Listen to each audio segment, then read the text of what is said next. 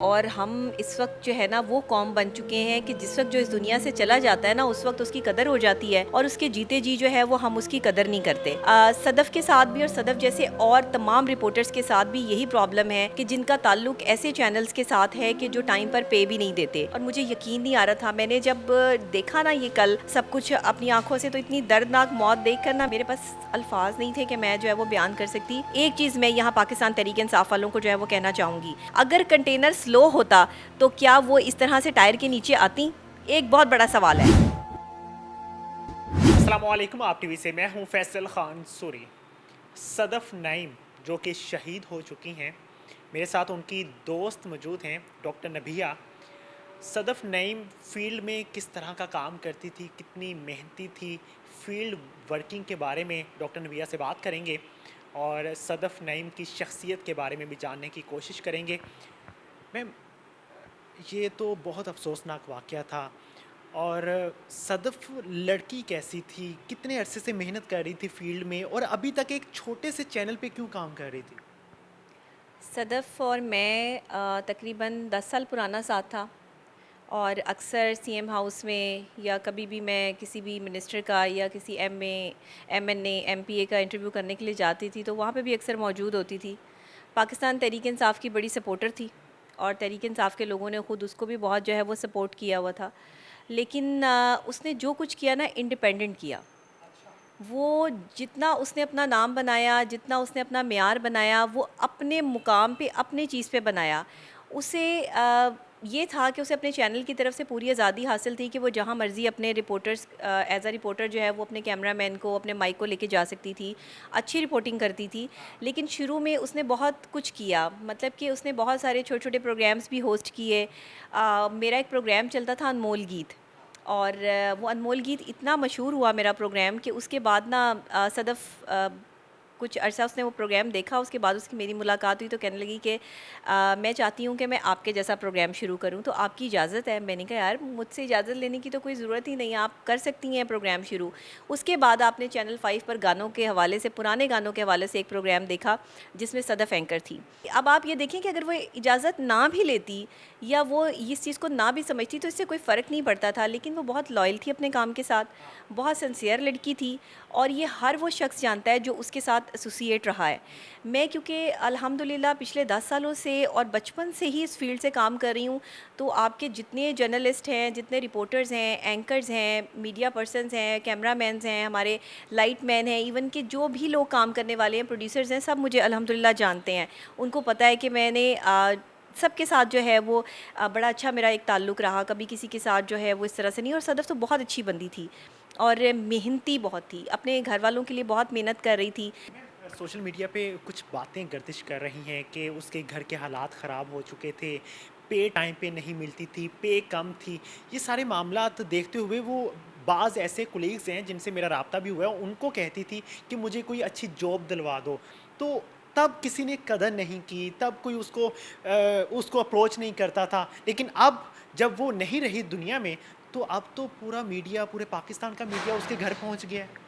असल में ना हमारा अलमिया है और हम इस वक्त जो है ना वो कौम बन चुके हैं कि जिस वक्त जो इस दुनिया से चला जाता है ना उस वक्त उसकी कदर हो जाती है और उसके जीते जी जो है वो हम उसकी कदर नहीं करते। सदफ़ के साथ भी और सदफ़ जैसे और तमाम रिपोर्टर्स के साथ भी यही प्रॉब्लम है कि जिनका ताल्लुक ऐसे चैनल्स के साथ है कि जो टाइम पर पे भी नहीं देते। देखिए, कहने वाली बात नहीं है लेकिन ये सच्ची बात है कि 2-2 महीने गुजर जाते थे उसको सैलरी नहीं मिलती थी, ये सच्ची बात है। इसके गवाह और भी लोग हैं, सिर्फ मैं ही ये बात नहीं कर रही हूँ। तो ऐसा क्या था कि उसके लिए उसके साथ ऐसा चल रहा था?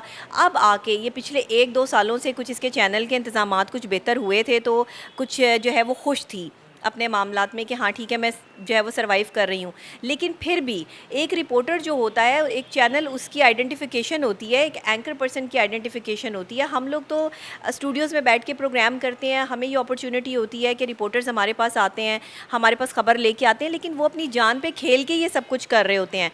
उनकी जान ख़तरे में होती है और ये चीज़ मुझे तब समझ आई जब मैंने खुद भी जो है वो प्रॉपर इस चीज़ को जो है वो देखा कि सदफ़ ही नहीं, सदफ़ जैसे और बहुत सारे, लेकिन इस वक्त हम क्योंकि सदफ़ की बात कर रहे हैं तो उसे मैं पर्सनली जानती थी और मुझे यकीन नहीं आ रहा था। मैंने जब देखा ना ये कल सब कुछ अपनी आंखों से, तो इतनी दर्दनाक मौत देख कर ना मेरी मेरे पास अल्फाज नहीं थे कि मैं जो है वो बयान कर सकती। हमारे मीडिया पर, हमारे सहाफ़ियों पर, पहले अरशद शरीफ साहब जिस तरह इस दुनिया से गए, फिर अब हमारी ये रिपोर्टर, और उसके बाद जो है वो हमारे 3 सहाफ़ी जो है मुल्क छोड़कर चले गए। इन 50 घंटों में मुल्क के सहाफ़ियों पर जो मुश्किल और कड़ा वक्त गुज़र रहा है, मैं कहती हूँ कि अल्लाह ताला हम सब पर जो है वो रहम फरमाए और हम सब पे करम फरमाए। मैम, आप चूँकि मोटिवेशनल स्पीकर भी हैं, तो मैं आपसे एक बहुत अहम सवाल करूँगा। जो मीडिया मालकान हैं, बड़ी-बड़ी गाड़ियों में आते हैं, यहाँ तक कि ऑडी होती है, लैंड क्रूज़र होती है, लेकिन जो उनका वर्कर होता है, वो 2 टाइम की रोटी नहीं खा पाता। ऐसा नहीं है फैसल, सारे मीडिया मालकान एक जैसे नहीं होते हैं।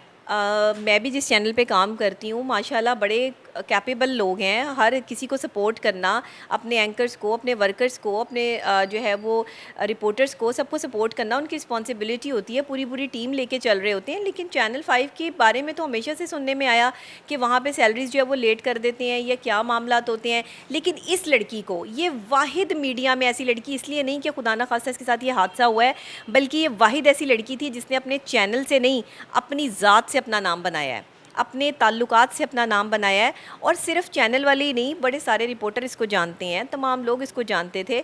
किसी को यकीन नहीं आ रहा कि इसके साथ ऐसे हो सकता था। मैं यहाँ पे ये कहूँगी कि हमारे रिपोर्टर्स के पास प्रॉपर ट्रेनिंग होनी चाहिए।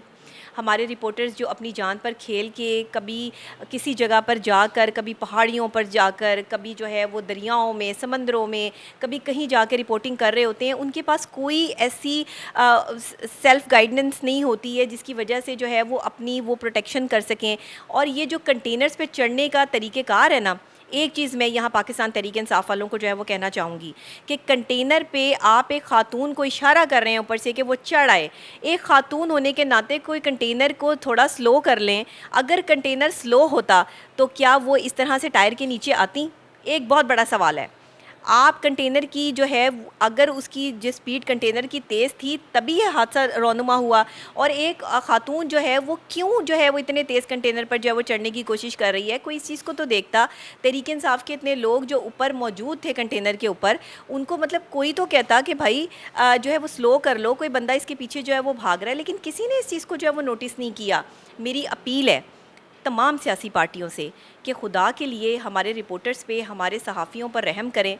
ख़वातीन पर ख़ास तौर पे अगर आप धरने करते हैं, आप लॉन्ग मार्च करते हैं, तो आप सहाफ़ी ख़वातीन के लिए कोई अलग से पैनल बनाएं, कोई अलग से सिक्योरिटी बनाएं, जिसमें हमारी सहाफ़ी ख़वातीन जो आपके पीछे लॉन्ग मार्च में, धरनों में जा रही हैं, उनके लिए उन्हें भी कोई प्रोटेक्शन हो कि हमें सियासी पार्टियाँ जो है वो प्रोटेक्शन दे रही हैं। और मुझे उम्मीद है कि एक जान चली गई इस दुनिया से, सदफ़ की सूरत, लेकिन वो जाने वालों के पीछे बहुत से सवालात छोड़ गई।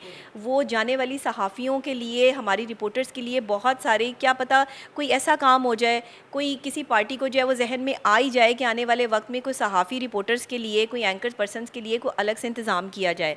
हम आप किसके लिए निकल रहे हैं? आप लोगों के लिए निकल रहे हैं। ये हमारे रिपोर्टर्स हम किसके लिए भेज रहे हैं?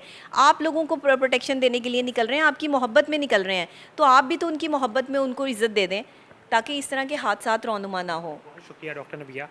बिल्कुल जी, हम समझते हैं कि शायद जो हमारे सियासतदान हैं वो स्टार हैं, पाकिस्तान की बड़ी सेलिब्रिटीज़ हैं, लेकिन ऐसा नहीं है। वो पाकिस्तानी असासा हैं और ये सहाफ़ी का हक़ होता है वो आपका इंटरव्यू कर सके, और आपका ये फ़र्ज़ है, आपने इंटरव्यू देना है। और इस तरह से नहीं देना कि कोई धक्का मार रहा है गार्ड और कोई कह रहा है कि नहीं नहीं तू बाद च आई, इस तरह से नहीं होता। आप एक पैनल बनाएं, वहाँ पे बैठें, डिस्कस करें इस सारे मामलात को। इस तरह से अगर नुकसान पहुँचेगा सहाफ़ी बरादरी को, तो सियासत को भी नुकसान अच्छा, पहुँचेगा। एक चीज़ मैं और यहाँ पे कहूँगी, लोग सोशल मीडिया पे ये कह रहे हैं कि उसको धक्का दिया गया है। ऐसी कोई बात नहीं है। वहाँ पर जो है वो हमारे दोस्त मौजूद थे, रिपोर्टर्स मौजूद थे, जानने वाले मौजूद थे। वो ये बता रहे हैं कि ये ऊपर चढ़ने की कोशिश कर रही थी।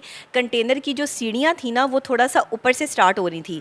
कंटेनर की सीढ़ी पर चढ़ने के लिए एक लड़का तो जो है वो भाग के थोड़ी सी लंबी टांग करके उसके ऊपर चढ़ सकता है, लेकिन एक खातून के लिए ये ज़रा मुश्किल है। इसके लिए मेरी जो इंतज़ामिया है उनसे ये दरख्वास्त है कि खुदा के लिए, एक तो जब आप लोग कंटेनर्स बनाते हैं उसके लिए सीढ़ियाँ बिल्कुल जो है वो नीचे होनी चाहिए ताकि लोगों को चढ़ने में उसमें प्रॉब्लम ना हो, क्योंकि मर्द ही नहीं होते, ख़वातीन भी होती हैं।